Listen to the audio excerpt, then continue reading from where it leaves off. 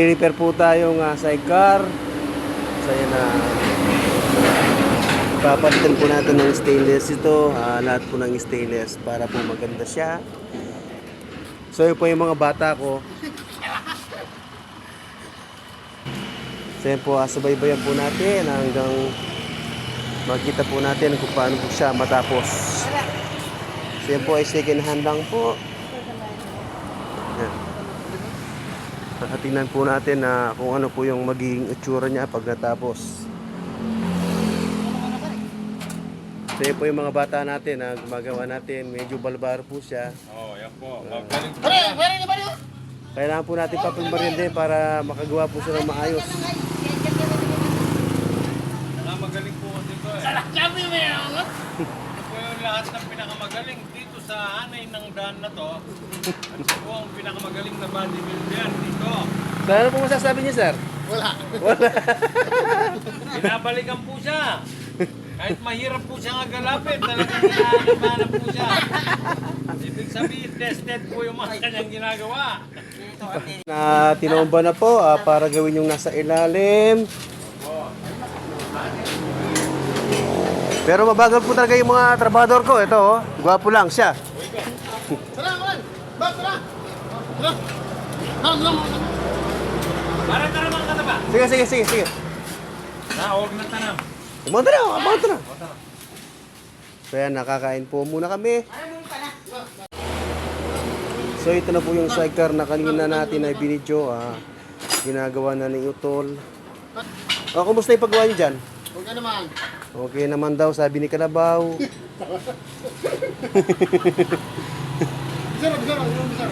Ikaw, Bisero, ano masasabi mo sa tatay mo? Okay din naman mo. Ayan. Ang tawag po kasi sa kanya ay Kalabaw. Ngayon, natawagan po yung kasama niya dahil lagi po niyang kasawa. Nabinyagan na rin po siyang Bisero. So yan lang eh. Maganda lang. So yan, nagabi na, magliligpit na po kami. Pero ayaw pa rin po nilang paawat, matakaw po sila sa pera. Paano lang po tanda na tinompuri? Ha?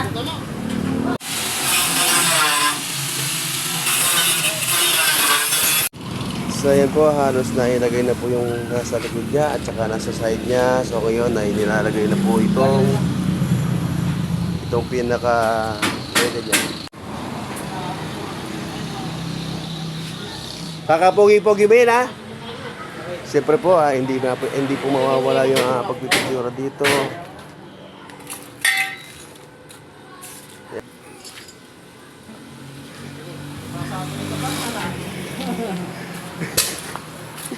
So ito nga po pala yung lalagay nilang gulong dito.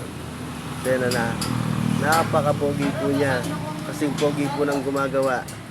So dito rin po pala ilalagay yung sidecar na ginagawa nila. So yan nga po pala yung may-ari. Pagkatapos siya sa trabaho ay binabantayin niya ito. Tuwang-tuwa naman siya dahil okay naman po yung ginagawa namin dito.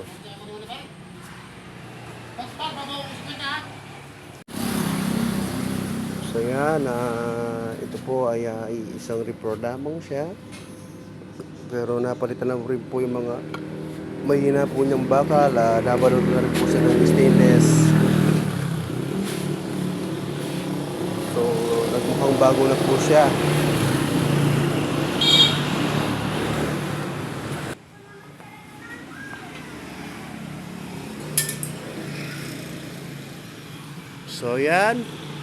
So yan, poging-pogi na po, katulad na po ng gumagawa.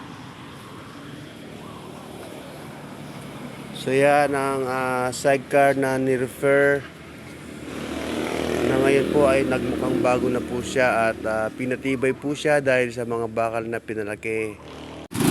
So yan, ready to torda na, ipapatorda na ang sidecar. So, ayan na po yung pinatorda nating motor na ginawa ni Utol. So, ayan, kamakailan lang po ang itsura po nito ay parang patapon na rin siya. Pero ngayon ay parang bago na rin siya kahit ito po ay second hand lang. So, ayan na nga po pala yung sidecar na ni-refer ni Utol. So, malapit na po siyang matapos. Ayan, kung pagmamasdan po natin siya ay parang bago po siya. Pero ito po ay rever lang po ito. So ayan, totally tapos na po ang ni-repair na sidecar. So ayan, inabot na po siya ng gabi.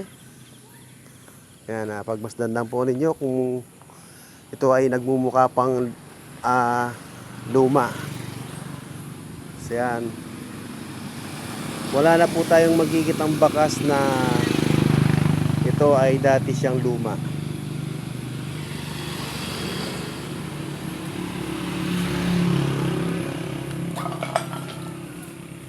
So ayan, nakamags po siya.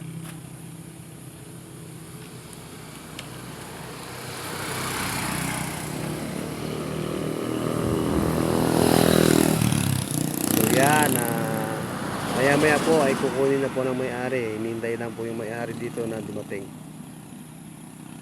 So yan, salamat po sa panonood. Salamat po.